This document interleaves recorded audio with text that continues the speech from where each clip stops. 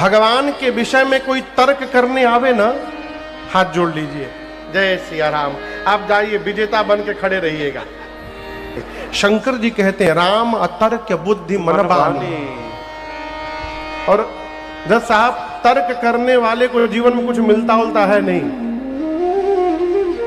हमारे एक चाचा कहानी सुनाते हैं, एक लड़का ऑस्ट्रेलिया गया, मेलबोर्न तर्क शास्त्र पढ़ने, पढ़कर वापस घर आया।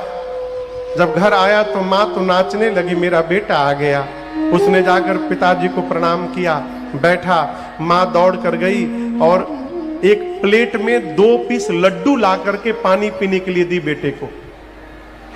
बेटा बोला, माँ मैं 5 साल तुमसे दूर रहा हूं, तर्क शास्त्र पढ़ने गया था, तुम देखो मैंने क्या पढ़ा है। माँ बोली दिखाओ। बेटा पूछा माँ से, माँ ये कितने लड्डू हैं? माँ बोली कितने लड्डू? 2 लड्डू। बोले यही तो बात है, मैं तर्क से सिद्ध करूंगा ये 3 लड्डू है। अब माँ बोली कौन सा पढ़ाई तू पढ़ लिया? बोला देखिए मैं सिद्ध करता हूं, ये 1 लड्डू और ये। माँ बोली 2। बोली 2 1 कितना हुआ? माँ बोली 3 हुआ ना 3 लड्डू। 1 और 2, 1 2 कितना होता है? 3 लड्डू हुआ कि नहीं? माँ बोली बाबू 1 2 3 होता है लेकिन लड्डू तो 2 ही है। अब लड़का मानने को तैयार नहीं कि 3 लड्डू नहीं। माँ बोले 2 लड्डू। 5 मिनट ये बहस चला।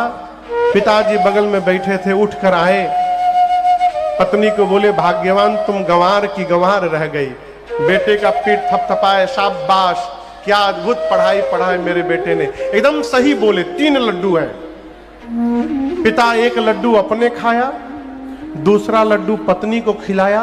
अब बेटे से बोला तीसरा तुम खाओ।